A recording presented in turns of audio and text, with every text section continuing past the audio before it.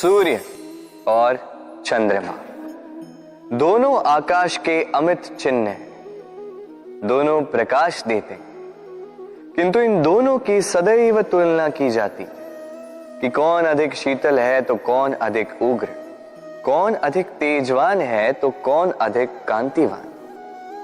अब क्या ये तुलना उचित है?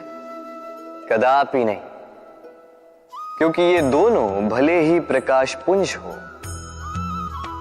किंतु ये दोनों भिन्न हैं। दोनों का अपना अपना महत्व है और दोनों का अपना अपना समय है जब ये चमकते हैं, तो इनकी तुलना अनुचित है। और इसी प्रकार हमारे जीवन में भी तुलना अनुचित ही होगी। स्वयं की तुलना किसी और से कभी मत कीजिएगा। यदि कोई और आपकी तुलना किसी और से करे तो उस पर ध्यान मत दीजिएगा,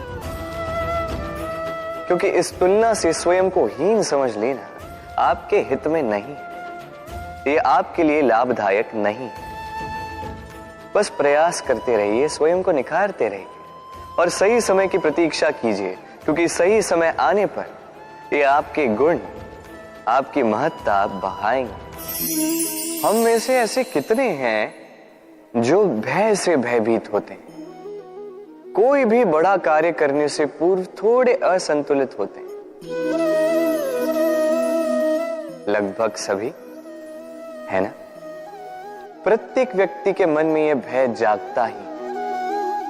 अरे इसका अर्थ मेरे विचार से यह है कि भय, ये भाव बुरा नहीं, क्योंकि यदि यह भाव बुरा होता तो क्या ईश्वर इस भाव को सभी प्राणियों में देते?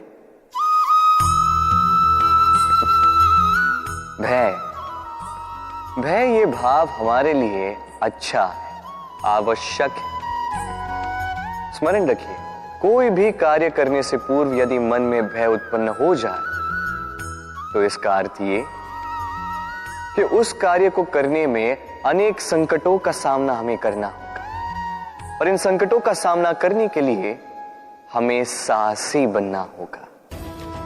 बस इतनी सरल सी बात है। मन में साहस जगाकर चलिए इस भय की यात्रा, क्योंकि ये भय ही है जो आपको अपने लक्ष्य को पाने की प्रेरणा देगा, आपको शक्ति देगा। तो इस भय से भयभीत मत होइएगा, इस भय को साधी। सत्य तो ये है कि तितलियां अधिक सुरक्षित तब होती हैं जब इनके पंख निकले हुए नहीं होते, जब वो अपने खोल में होती है, जब ना किसी की दृष्टि उन पर पड़ती है, ना किसी शत्रु को उसकी घात लगती है, किंतु तब ये बंद होती, अविचल निश्चल होती। इस संसार देखने के लिए, ये सुंदर आकाश पाने के लिए उसे अपनी सुरक्षा क्षेत्र से बाहर आना ही पड़ता है। और यही जीवन का नियम मनुष्यों के साथ भी यही होता है। यदि मनुष्य विश्राम और सुरक्षा, इनके बंधन ना तोड़े तो वो जीवित तो रहेगा, किंतु जीवन जी नहीं पाए। क्योंकि यदि जीवन में कुछ बड़ा करना है, कुछ बड़ा पाना, बड़ी ऊंचाइयों तक पहुंचना, तो सर्वप्रथम आपको इस सुरक्षा क्षेत्र से बाहर आना ही होगा, इस आराम को त्यागना ही होगा।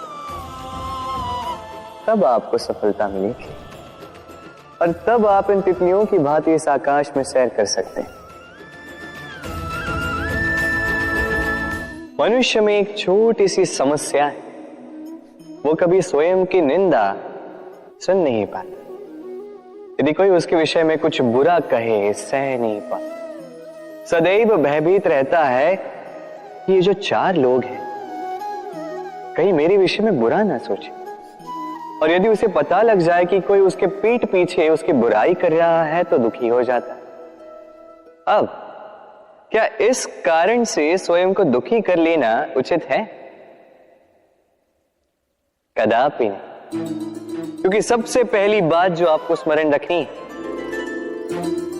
यदि कोई आपकी पीठ पीछे बुराई करता है, वो पहले ही आपसे 2 कदम पीछे है ना। ईर्ष्यावश आपके विषय में सारी बातें कर सकता है, किंतु यदि ऐसा नहीं, यदि वो सत्य कह रहे हैं तो सर्वप्रथम अपनी भूलों को समझे, उस सत्य को समझे और निकाल फेंके इन अवगुणों को, और फिर देखिए आप उनसे 2 कदम और आगे बढ़ जाए। क्योंकि ये जीवन रथ ये आगे देखकर चलाया जाता है, पीछे देखकर नहीं।